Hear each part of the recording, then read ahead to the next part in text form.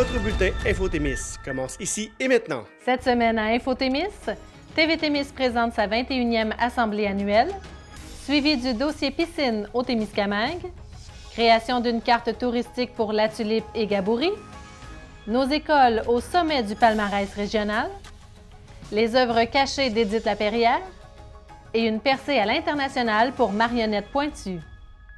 Bonjour et bienvenue à Info-Témis. C'est le 10 novembre dernier que TV Témis tenait sa 21e assemblée annuelle. COVID-19 oblige, le tout s'est fait de façon virtuelle via Zoom et en respectant la distanciation sociale pour les quelques personnes présentes sur place. Lors de la soirée, la directrice générale de TV Témis, Chloé Beaulé-Poitras, a fait un bilan de l'année 2019-2020, soulignant les réalisations de l'équipe de TV Témis. Le rayonnement de l'entreprise et les reportages les plus visionnés ont aussi été abordés pendant la soirée. Les projets à venir ont aussi été dévoilés. Écoutons Mme Beaulé-Poitras. Pour une première expérience en virtuel d'AGA, c'est sûr qu'on est très satisfait. Je pense que ça a favorisé l'achalandage. Il y a eu beaucoup de gens qui se sont connectés en direct. Donc, on avait une douzaine de membres, en plus de nos employés. Et toute notre CA était ici sur place avec le beau 2 mètres de distance sécuritaire. Au niveau du bilan, ça fait toujours du bien quand on revient en arrière puis qu'on réalise tout ce qu'on a produit dans une année. Je pense entre autres à Ici et ailleurs, qui a été un beau succès, une belle idée.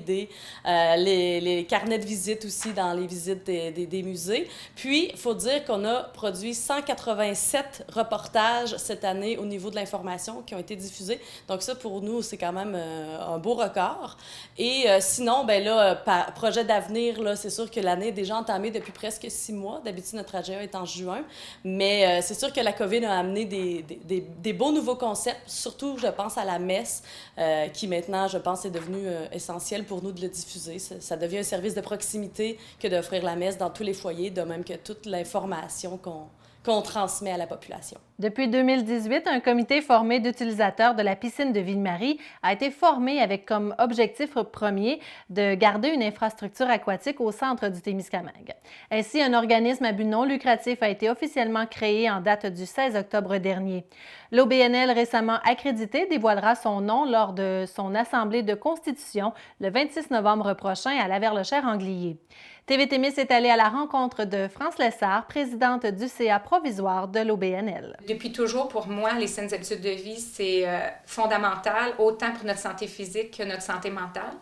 Donc, on est un comité citoyen utilisateur qui s'est auto-mis en place, là, je pourrais dire, avec l'aide de l'organisateur communautaire. Fait que dès l'été 2018, on a commencé à aller rencontrer les conseils des municipalités quand ils avaient leurs AGA durant l'été là, pour les sensibiliser là-dessus. Puis finalement, au niveau vers la fin du printemps 2020, là, c'est un OBNL qui apparaissait être la meilleure forme de gestion là, pour continuer le travail.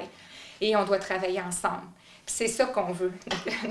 Pour l'OBNL, c'est travailler ensemble avec les municipalités, mais avec aussi les organismes qui sont déjà là, parce qu'on souhaite que les utilisateurs, là, que ce soit la commission scolaire, que ce soit l'Association des personnes handicapées, que ce soit les parents d'enfants qui ont des besoins particuliers, le club Exothème encore, le club d'entraînement. Là, je vais en oublier, là, mais on voit grand. Là. Donc, on travaille sur le projet de politique et règlements généraux pour être prêt pour l'Assemblée de Constitution qui est le 26 novembre. Et on regarde là, avec la municipalité, la MRC, je veux dire, comment on va s'organiser pour faire une AGA en temps de COVID. Donc, ça va sortir bientôt pour savoir, on fait-tu une AGA en présentiel ou est-ce qu'il y a des modalités virtuelles. On doit aussi avoir des membres parce que pour être capable d'adopter des règlements généraux, ça nous prend un membership. Donc, on va regarder comment on peut avoir des membres. C'est pour le 26 novembre, donc ça s'en vient. Ça prend l'endroit où il y a la plus grande concentration d'utilisateurs potentiels. Alors, ils ont regardé qui utilisait le plus la piscine avant, dans le temps qu'elle était à Ville-Marie. Puis, c'est très concentré, là, Ville-Marie, Duhamel-Ouest, Lorrainville. Ça représentait le plus grand bassin d'utilisateurs. On comprend parce que c'était les gens qui restent le plus proches, mais c'est quand même là où il y a le plus de population, le plus de travailleurs, là où les routes principales se croisent. Donc, ça facilite. Ce comité besoin, il a sorti là, ce que ça nous prend minimalement pour être capable de s'entraîner, donner des cours de natation, avoir les cours d'aquaforme de façon confortable pour les gens qui ne savent pas nager, par exemple, pour attirer les familles. Qu'est-ce que ça prend pour attirer les familles? Alors, pour moi, la piscine de rêve, là, c'est une piscine qui répond à ça, qui répond aux besoins de la population, qui va être attrayante, qui va être le fun à utiliser, qui va être belle aussi, mais il faut qu'on reste réaliste avec notre capacité ici. Mais c'est possible maintenant, les architectes, là, quand on leur donne la commande, puis on leur dit, là, nous, on a ça comme matériaux disponibles dans le coin, c'est ça nos besoins, puis on ne peut pas dépasser telle limite, faites-nous quelque chose de cute parce qu'on veut qu'elle soit belle, la piscine. On a des artistes aussi, tu sais. En tout cas, là, on peut rêver, mais on va rester réaliste. Bien, moi, ce que je voudrais ajouter, c'est qu'on a besoin de sentir l'appui de la population, des conseils municipaux dans ce projet-là, parce que probablement en début 2021, là, on va être en mode, OK, là, il faut regarder comment on va financer la piscine. Alors, soyez là pour nous recevoir, pour nous donner vos idées, parce qu'on veut que ça soit dynamique comme projet, on veut que ça soit rassembleur, on veut attirer des gens de d'autres nationalités, parce qu'on sait que c'est un beau potentiel là, d'avoir des gens de notre nationalité qui viennent enrichir notre milieu. Et le temps de COVID fait en sorte que peut-être qu'il y a des gens qui ont envie de sortir des banlieues, là, des grandes villes pour venir au Témiscamingue. Alors, nous, là, on veut être prêts à les accueillir puis avoir une infrastructure aquatique pour compléter, bonifier l'offre au niveau des loisirs et du bien-être, là. Ça va être très gagnant, je suis persuadée. Donc, la population du Témiscamingue, là, soyez là! Depuis quelques années, la municipalité de La Tulipe-et-Gabourey mise sur le plein air et en particulier sur la beauté de ses sentiers pour son développement. C'est dans cette optique que Benoît Villot a travaillé à la conception d'une carte touristique faisant l'éloge des nombreux endroits à découvrir dans la municipalité. Un outil promotionnel de grande qualité, aussi utile pour les résidents de l'endroit que pour les touristes qui y vont pour une première fois. Nous avons rencontré M. Villot à ce sujet. J'ai une formation en tourisme et je m'occupais aussi des sentiers de la Pointe-aux-Roches. Fait que j'ai combiné les deux emplois. Et puis, j'ai produit une carte qui sert aux gens, les locaux et aussi les touristes de l'extérieur, à venir découvrir le territoire de La Tulipe-et-Gabourey. Alors, quand vous arrivez à La Tulipe par la 382, vous arrivez dans le cœur du village. Et vous allez voir, là, sur le pont, il y a les peintures de l'artiste algonquin Anishinaabe Frank Paulson. Il y a une descente de bateau. Il y a une quincaillerie. Vous pouvez avoir tout ce que vous avez besoin à cette quincaillerie-là. Et puis, quand vous allez voir, il y a beaucoup de pancartes. Tout est indiqué pour le VTT, pour les bicycles, pour les vélos. Ça continue et ça s'en va juste par le chemin du lac des Bois. Je pense que c'est 13 ou 14 ou 15 kilomètres. Et vous pouvez vous rendre au débarcadère de bateaux aussi et au camping municipal. Il y a une très belle plage. J'ai vu beaucoup de familles aller en profiter avec les enfants parce que l'eau, ça prend du temps avant que ça fait que c'est parfait pour les petites familles. C'est un camping qui est très bien aménagé, très populaire. J'ai aussi mis tout ce qui est marais, parce qu'il y a un beau marais, le marais de la Bériendo ici, qui est très intéressant pour l'observation d'oiseaux. Fait que tout est sur la carte. On a, comme je disais, là, on a pour les autos électriques, pour faire un pique-nique, tout est là. Ça fait qu'il y a toujours des intérêts. Il y a beaucoup de pancartes historiques aussi. Fait qu'on a notre circuit patrimonial qui existe encore sur le territoire. Les chutes à Ovid au printemps, c'est vraiment beau, là. C'est vraiment une belle place. Les chutes sont merveilleuses. Partout là, dans ces territoires-là, il y a de la grue, il y a du canard, il y a des outardes, il y a tous les oiseaux qu'on voit au Témis. Fait que ça, c'est une belle petite place sauvage là, à découvrir. Pointe-aux-Roches, c'est sûr que c'est le joyau. Et puis, on travaille fort là-dessus. Là. On a eu encore des bonnes subventions cette année. On a eu 64 000, mais là, on est vraiment entré dans une phase de développement qui est pas mal plus intéressante. On va avoir du camping sauvage, on va avoir des emplacements. Et on voit aussi une partie importante de l'ancienne communauté de Haute-Longue Pointe, alors la Vieille Pointe, et l'autre partie de ce qu'ils appellent eux autres Sand-Point, la Pointe-aux-Sables, alors les deux premiers établissements des Algonquins. Vu que je suis quand même assez près de la communauté de Longue-Pointe, Steve Mathias a communiqué avec moi, puis il voulait venir sur le site. Il voulait que la communauté s'approprie un petit peu plus le site, vienne montrer, vienne voir où leurs ancêtres habitaient. Ils ont des projets de venir plus souvent et on va s'asseoir avec eux autres, puis on va voir qu'est-ce qu'on peut faire au niveau patrimonial, parce que c'est vrai que les commissions scolaires viennent, mais j'aimerais ça que la communauté de Longue-Pointe vienne un petit peu plus. J'ai beaucoup d'espoir que du côté de Longue-Pointe, on fasse éventuellement un lieu de pèlerinage pour la communauté de Longue-Pointe et pour les communautés Anishinaabe de la région, et même on peut aller à tout le pays, à tout le continent, ça va peu. Fait que c'est vraiment complet pour dire, bon, ben on va passer la journée au Marais, le lendemain, on va passer la journée à Pointe-aux-Roches, on va faire du kayak, on va camper. Alors, tout est là. Ça fait qu'on, c'est comme un prêt à visiter, un prêt à vivre. Bien, vu la pandémie, on a eu de la misère à la distribuer vraiment partout, mais je pense que les quincailleries l'ont, en tout cas, ils l'ont à la Tulipe. Au Pimmican, ils l'ont à Rouen aussi dans les accueils touristiques. Si quelqu'un en veut, il peut demander aussi, il peut communiquer avec la municipalité de la Tulipe. Fait que c'est vraiment une belle place à aller. Ça fait qu'en toute saison, on peut venir passer une belle journée à la Tulipe. Selon les données recueillies par l'Institut Fraser, les écoles du Témiscamingue figurent au sommet du classement régional, et ce, dans plusieurs catégories. Les écoles Marcel-Raymond de Lorrainville et Rivière-des-Quinze de Notre-Dame-du-Nord se démarquent dans des matières comme les sciences et technologies et anglais langue seconde. Également, l'école Rivière-des-Quinze a fait un bond important avec une nette amélioration, passant de 3,6 en 2016 à 6,2 lors du dévoilement des résultats du plus récent sondage.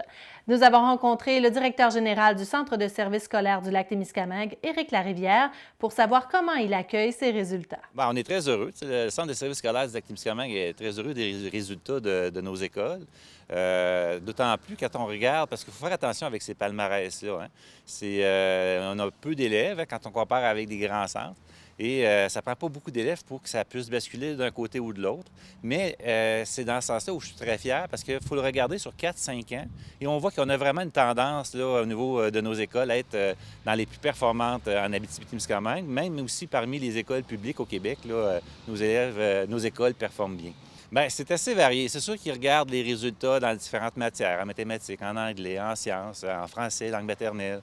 Ils regardent les taux de réussite, taux de décrochage. C'est un ensemble de données. C'est pour ça aussi que, oui, ça donne un indice sur la réussite au niveau des écoles, la performance des écoles, mais il faut regarder au-delà de ça. Où j'ai un peu de difficulté avec les palmarès de ce genre-là, c'est parce qu'ils comparent des écoles avec des réalités différentes. C'est-à-dire qu'il y a des écoles privées qui sont dans le palmarès, il y a des écoles publiques. De plus en plus d'écoles publiques au Québec ont des programmes particuliers où ils font une sélection d'élèves, c'est-à-dire qu'ils vont exiger une moyenne générale élevée pour participer à un programme.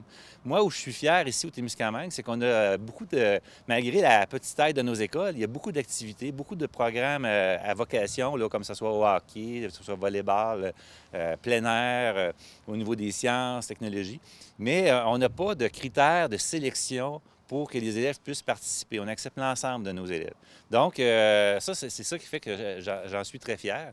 L'autre élément aussi où je suis content, c'est toute cette réussite-là, parce que là, on parle des écoles secondaires, mais c'est tout le personnel, hein? Ça commence très tôt, hein, au préscolaire, primaire, tout le personnel qui prépare ces élèves-là vers le secondaire, tout l'accompagnement qui se fait par le personnel de soutien, les enseignants, bien sûr, les professionnels, le personnel d'encadrement. Donc, on est content de tout ce travail-là fait par l'ensemble du personnel qui amène nos élèves vers cette réussite-là. Je pense que c'est important d'aller regarder sur plusieurs années. Et c'est oui, à Marcel-Raymond, comme à Rivière-des-Quinze, a fait d'énormes progrès. Gilbert-Héberge. Et je vais prendre l'exemple de Gilbert-Héberge. Je vais vous faire attention au niveau des données. C'est des petites cohortes. Il y a des années, Gilbert-Héberge, exemple, en français, si on regarde juste le français langue maternelle, elle sera pas elle va être loin au niveau du palmarès. Puis il y a une autre année, elle va être la première. Donc, ça prend 1 ou 2 élèves, des fois, qui font l'examen dans ces petites cohortes-là, qui vont tout changer. Donc, il faut être prudent avec ces données-là. Puis l'autre élément, c'est que nous, on est là aussi pour le développement global de tous nos élèves. On a des élèves différents qui ont des besoins particuliers. Fait que nous, notre réussite, puis les autres, ils ne sont jamais dans un palmarès. Des fois, pour un élève, ça va être d'amener cet élève-là vers l'autonomie, d'être en mesure de vivre en appartement, de plus autonome, avec une supervision légère. Puis ça va être la plus belle réussite, mais cette réussite-là, elle ne sera pas dans le palmarès. Moi, où je suis à l'aise au niveau des données, c'est de dire, c'est pas dans le sens de comparer d'une école à l'autre, c'est plus dans le sens de dire, ça nous permet, par l'analyse des résultats, de voir qu'est-ce qui va bien, qu'est-ce qu'on fait qui va bien, qu'on devrait peut-être faire plus. Puis ce qui va moins bien, bien, on le délaisse, puis on essaie de nouvelles stratégies là, pédagogiques. L'artiste en art visuel témiscamienne Édith Laperrière participe en ce moment à un projet régional Art imprimé, art public, dont l'objectif est de permettre aux artistes de créer une œuvre et de l'exposer dans un lieu public sur le territoire. Cette dernière a donc caché ses œuvres dans des lieux publics aux 4 coins du Témiscamingue, une façon unique de démocratiser l'art, en plus de donner la chance aux gens de découvrir son travail. Voici l'entrevue qu'elle nous a accordée. Bien, en fait, c'est un projet régional de l'Atelier Les Millefeuilles, Centre d'art imprimé à Rouen. Donc, le projet s'appelle Art imprimé, art public. Puis l'objectif, c'était de permettre aux artistes de l'atelier de faire des œuvres en art imprimé, mais qui habitent l'espace public. Fait que c'est un projet régional, puis il y a 6 artistes qui ont participé, donc d'un peu partout dans chacune des MRC là, de la région. Puis, dans le fond, moi, au Témiscamingue, le projet que j'ai fait en lien avec cette thématique-là s'appelle Multiples coïncidences. C'est un projet d'art imprimé. Donc, j'ai imprimé des petites œuvres, une 50aine de petites œuvres format carte postale que je suis allée afficher un peu partout au Témiscamingue dans des endroits publics. Puis, l'objectif de ça, c'est de permettre aux gens qui ne visitent pas nécessairement les lieux d'exposition, surtout pendant la pandémie, là, d'avoir accès à des œuvres dans leur quotidien, dans des endroits qu'ils visitent quotidiennement, puis aussi de partir avec. Mon objectif, c'était que la personne qui voit, dans le fond, mon œuvre affichée quelque part, se questionne à savoir si c'est une œuvre d'art. Si oui, est-ce qu'elle peut partir avec? Puis, dans le fond, je voulais aller plus loin en me disant, ben tu sais, moi, mes œuvres, le style d'œuvre que je fais, c'est vraiment des styles qui sont, tu sais, un style qui est plus minimaliste. Puis je me disais, ce serait le fun de laisser la place à la personne qui part avec mon œuvre, d'intervenir dessus. Fait que j'invite aussi les participants qui récupèrent ces œuvres-là à poursuivre la création. Fait qu'en peinture, dessin, ils peuvent faire du collage aussi, puis de m'envoyer une photo ou un petit message en disant « Hey Édith, j'ai trouvé ton œuvre à telle place, voici ce que ça a donné, mon collage. » Donc, à l'endos de mon œuvre, j'ai marqué un petit texte qui dit « Donnez-moi des nouvelles via cette adresse courriel-là. » Fait que j'ai des gens qui m'ont répondu en disant « Hey, j'ai trouvé ton œuvre par courriel. » J'en ai aussi des personnes qui ont trouvé des œuvres puis qui les ont publiées sur Facebook. Fait que là, j'ai perdu comme le contrôle parce que moi, je voulais faire un projet secret. Mais c'est bien drôle parce que là, ça a créé un engouement finalement. Mais fait que c'est ça, fait que j'ai des photos d'œuvres, j'ai aussi des messages qui disaient que les gens étaient vraiment étonnés de trouver des œuvres dans les endroits où ils les ont trouvées. Ils ont été surpris puis sont super reconnaissants d'avoir une œuvre gratuite. Là. Fait que c'est super positif à date, même si j'ai pas le contact direct avec la personne. Je réfléchis beaucoup à ça ces temps-ci, là, comment que qu'on peut avoir une espèce d'échange avec le public puis moi, puis aussi, moi, dans le fond, les thématiques qui m'intéressent beaucoup, c'est le territoire témiscamien, l'architecture, puis tout ça. Fait que, il y aurait peut-être des possibilités aussi. Est-ce que je décloisonne davantage ma pratique là, traditionnelle en art imprimé? J'ai trouvé cette alternative-là en me disant, mais c'est intéressant de pouvoir afficher des œuvres dans le quotidien des gens, là où ils ne s'attendent pas, puis les surprendre. Puis je pense que, l'avenir de l'art, il faut le réfléchir aussi comme ça, d'essayer d'avoir des œuvres qui sont davantage publiques. Puis je pense que le Rift, cette année, a fait aussi des beaux projets avec des artistes qui faisaient des œuvres dans des endroits publics. Fait que je pense que c'est une avenue super intéressante pour aller essayer de rejoindre davantage les gens là, au Témiscamingue, puis ailleurs aussi. Mais la réalité rurale du Témiscamingue fait que c'est pas tout le monde qui est proche du centre d'exposition ici. Fait que là, d'aller un peu partout dans la ruralité, je trouve ça intéressant. Fait que ça m'a fait triper bien raide, mais oui, c'est une façon d'aller démocratiser l'art là, un petit peu plus. Là. Le musicien multi-instrumentiste Dominique Bérubé, alias Marionnette Pointue, a beaucoup fait parler de lui à l'international dans les derniers mois. En effet, grâce à des sites Internet spécialisés en musique, il a pu faire connaître ses pièces musicales à des mélomanes situés au Royaume-Uni, en Allemagne et même au Japon. Il a aussi fait une percée aux États-Unis, faisant son entrée sur le Billboard américain, en plus d'accorder une entrevue à une radio de Las Vegas. Il prépare en ce moment un spectacle qui pourra être vu partout sur la planète. Nous avons rencontré l'artiste Marionnette Pointue. En fait, moi, j'ai commencé à faire de la musique dès mon plus jeune âge, je dirais. Début de l'adolescence. J'ai eu ma première batterie, j'avais 11 ans. À l'époque, j'habitais à Lorrainville. Et de fil en aiguille, vers 14 ans, j'ai commencé à jouer de la guitare, j'ai commencé à jouer de la basse aussi. Et toujours, à travers les années, il y a d'autres instruments qui se sont accumulés. J'ai commencé à faire des petits groupes de musique là, ici au Témiscamingue avec mes amis à l'époque. Il y a eu plusieurs projets, là, dont un, je me rappelle le nom, de Weird Guys Experience. On a des cassettes de ça dans nos archives, là, donc ça commence des années 90, autrement dit. C'est vraiment vers 99-2000 où ça prend une tournure, disons, plus professionnelle. Moi, j'ai beaucoup été dans le théâtre, et puis à partir de ce moment-là, j'ai dû faire un choix, là, de dire c'est plus vers la musique que je veux aller. Donc avec mon collègue Samuel Lacasse, on a parti Marionnette Pointue, Bonhomme Bonheur et vice-versa. On a fait à l'époque un concours au Cégep de Rouen, on avait gagné le deuxième prix. Et ce groupe-là est devenu tout de suite, là, après ça, est devenu Pluz. Et c'est mon groupe qui existe toujours après 20 ans. Et ensuite, ben là, on s'est éparpillé un peu partout dans le Québec. On a un peu resserré la formation. On est toujours, moi, Samuel Lacasse, et ma sœur Audrey Dulon-Bérubé à la basse. Donc, on est en train de composer un deuxième album, même si ça fait 20 ans qu'on existe. Ben, il y a beaucoup de musique dans nos archives. Donc, on puise là-dedans, on fait du nouveau stock, puis on a un album qui arrive. Donc, ça, c'est mon projet, je dirais, fondateur. C'est ce qui a fait que j'ai toujours continué à faire de la musique.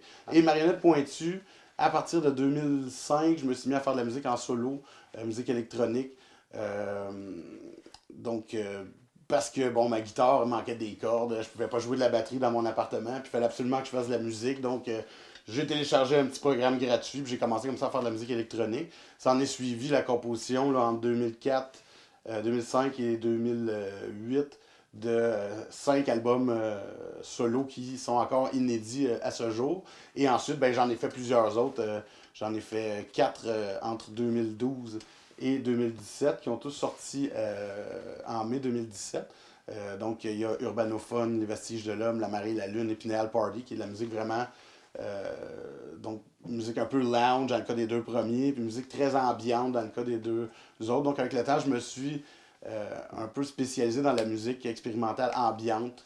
Et en parallèle de ça, j'ai 2 autres projets encore qui sont Chaton Suicide, le groupe qui est l'idée par ma fiancée, Nads, et qui fait dans la musique assez expérimentale aussi, mais avec vraiment une touche anarchique, féministe. Il y a vraiment un message derrière cette musique-là. Donc, on a sorti un album en décembre dernier, Krampus, qui se veut une revisitation, si on veut, de la légende du Krampus, un démon de Noël. Donc, on a sorti ça à la Saint-Nicolas en 2019. Et on est en train de travailler sur l'album Féline Immolation, donc qui va sortir bientôt. On a en enregistrement au niveau du design aussi, des pochettes et tout ça qu'on est en train de faire. Ensuite, ben, il y a l'Orchestre Pointu, qui est mon groupe de rock, disons plus hard rock, parce que Pluz, c'est assez flyé, assez expérimental. Là, j'avais plein de compos, moi, depuis les années, que j'avais jamais pu monter avec des groupes nécessairement. Donc, j'ai recruté Martin Bernard à la basse et Pascal Bibeau à la batterie. Et là, on fait du gros rock. Ça va sortir bientôt, ça aussi. On est rendu à 7 compos en chantier actuellement. Fait que, disons que ça fait vraiment le tour un peu de mes projets musicaux. Je travaille beaucoup avec une plateforme qui s'appelle Reverb Nation, qui, en fait, est une plateforme qui met en lien les musiciens avec l'industrie, avec les fans. Donc, vraiment, une plateforme qui touche un peu à tout. Tu peux autant faire ta distribution en ligne que faire un site web, que faire... en tout cas, ça touche un peu à toute la sphère pour se faire connaître, autrement dit. Et là-dessus, ben, je vais chercher vraiment beaucoup de fans aux États-Unis. Donc, j'ai eu un courriel de Sam Watkins, qui lui, en fait, est un chanteur country de Las Vegas, aux États-Unis, et qui, dans le fond, a son show de radio aussi, sur ITNS Radio, In the Neon Spotlight, à Las Vegas. Puis, il voulait me prendre en entrevue pour parler de ma musique. Donc, on a commencé à discuter ensemble. J'ai vu qu'il pouvait aussi m'offrir beaucoup de services niveau promotionnel aux États-Unis et tout ça. Fait que j'ai commencé à faire affaire avec eux autres. Et là, on a fait cette entrevue-là. Puis, dans le fond, c'était plus une émission complète. C'est je dirais une quarantaine de minutes. Ils ont fait jouer 4 pièces au complet. Il a fallu que je sorte mon anglais, disons. Ça a très bien été. On a eu beaucoup de plaisir. On a ri même, je dirais. Et cette entrevue-là est disponible. On peut aller l'écouter directement via ma page Facebook dans les publications. Là, vous allez trouver ça. Et sinon, eux autres, ils l'ont archivé sur Spotify, sur iHeartRadio puis d'autres plateformes en ligne comme tel. Puis là, en ce moment, avec eux, je travaille à envoyer ma musique à plus de 4000 radios aux États-Unis. Puis, par leur service, je vais avoir aussi une agente attitrée. Là. Le prochain truc avec eux autres, en fait, c'est qu'eux ont mis en place, avec la COVID-19, une plateforme pour faire des spectacles en ligne, mais où tu es rémunéré. T'sais. Donc, je travaille là-dessus. J'ai fait mes premières armes le 26 septembre dernier pour un show live en ligne dans ma salle à manger, finalement. Je pense que ça a très bien été. J'ai atteint peut-être 7000 personnes jusqu'à maintenant, environ. Là. Je dirais que où je suis le plus écouté, c'est au Royaume-Uni, actuellement. En Californie, en Floride, au Texas, puis à New York. Principalement, mais beaucoup en Allemagne, en Suède, les pays scandinaves, étrangement, ça me surprend pas avec la musique que je fais non plus. Au Japon, j'ai décidé, en fait, de me payer des services au Japon aussi, comme je fais aux États-Unis un petit peu. Donc, j'ai accès à tout un bottin pour atteindre des maisons de disques japonaises ou pour finalement faire ma promotion japonaise. Et je me suis payé un site web, une page web en japonais.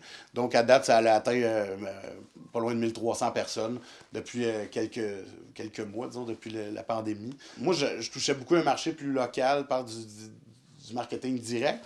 Et là, en temps de pandémie, il a fallu vraiment que j'aille plus en ligne. C'est quelque chose qu'il fallait que je fasse depuis des années quand même. Donc, de développer comme ça un peu partout des marchés, ça fait que je me fais plus voir, je me fais contacter beaucoup plus par des radios et tout ça. Puis, tranquillement, au Canada, un petit peu, il y a une radio de Vancouver, CITR 101.9, qui fait jouer ma musique actuellement, qui aussi m'ont fait veulent que je leur fasse un indicatif radio pour leur radio. Qu'est-ce qu'il y a d'autre? Il y a plusieurs blogs aussi, plusieurs blogs de musique, autant de musique expérimentale ou juste de musique indépendante qui me contactent. Il y a une autre émission de radio cette semaine qui m'a contacté. Fait que, tranquillement, ça veut lever. C'est sûr que c'est énormément de travail. Je le vois par Reverb Nation. Quand tu travailles pas, tu descends dans le référencement en ligne comme tel. Je suis partout, là, Spotify, iTunes, Amazon, toutes les plateformes que vous connaissez, que vous utilisez déjà. Vous pouvez taper marionnette.tu, vous allez trouver ma musique. Je vous encourage à le faire d'ailleurs. Donc, il existe des façons maintenant pour soutenir des artistes de façon durable, de façon aussi plus intime, de se rapprocher d'un artiste qu'on aime puis de le soutenir. Moi, j'utilise la plateforme Patreon. J'ai commencé en début de pandémie, ça aussi. C'est tous des trucs que j'ai commencé récemment. Donc, il y a déjà comme quelques personnes qui ont décidé de choisir un montant qu'ils me donnent par mois pour soutenir mon travail, dans le fond. Puis en plus, dépendamment du montant que tu donnes, tu as accès à du contenu exclusif. Je veux dire, si tu donnes un 10$ par mois, chaque mois, tu as une nouvelle tune avant qu'elle soit sortie. Les gens peuvent donner jusqu'à 100$, mais ils peuvent aussi donner 1$ par mois, puis avoir accès à tout le contenu exclusif de base. Donc, c'est facile. Vous allez sur Patreon, patreon.com/marionnette.tu. Vous allez me trouver. Et puis, vous verrez à ce moment-là si vous avez envie d'encourager d'une façon plus durable mon travail. Puis, dans le fond, marionnette.tu, c'est en référence à... C'est un peu la marionnette qui coupe ses fils, finalement. L'image derrière ça. On est tous des marionnettes. Je suis peut-être un peu plus pointu que les autres. Je suis quelqu'un qui est quand même assez rebelle, donc c'est ce que vient un peu... c'est comme ça que je pourrais expliquer un peu le nom marionnette.tu. Mais tu sais, je reste marionnette.tu dans chacun de mes projets. C'est vraiment mon nom de scène. Puis c'est un nom qui est comme pas mal unique. Tu sais, les gens le retiennent en général. Parce que c'est deux mots qui n'ont pas rapport ensemble. Voilà ce qui complète Infothémis. Merci beaucoup d'avoir été là et à bientôt.